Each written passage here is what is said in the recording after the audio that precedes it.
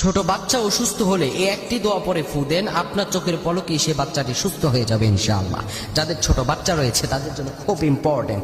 আপনারা এই যুবকেরা যারা শুনছো এই বিষয়গুলো শেয়ার করে দিবা, ফেসবুকে যাবে এই বিষয়গুলো, ইউটিউবে যাবে, সবাই শেয়ার করে দিবা। কারণ যাদের ছোট্ট বাচ্চা রয়েছে সবাই ফ্রাস্ট্রেটেড থাকে যে আসলে ছোট্ট বাচ্চাদের উপরে বিভিন্ন জিন আছর করে, ছোট্ট বাচ্চাদের উপরে বিভিন্ন রকম ভাবে বিভিন্ন মুসিবত আসে, অল্পতেই বাচ্চারা অসুস্থ হয়ে যায়। দেখা যায় বর্তমান সময়ে অধিকাংশ যাদেরই বাচ্চা নবজাতক হয়, বাচ্চা হওয়ার পরই অসুস্থ হয়ে যায়। বাচ্চা যাদের ঘরে আছে এই দোয়াটি পরে যদি আপনি ফু দিতে পারেন, আপনার বাচ্চা ইনশাআল্লাহ আজিজ সঙ্গে সঙ্গে সুস্থ হয়ে যাবে।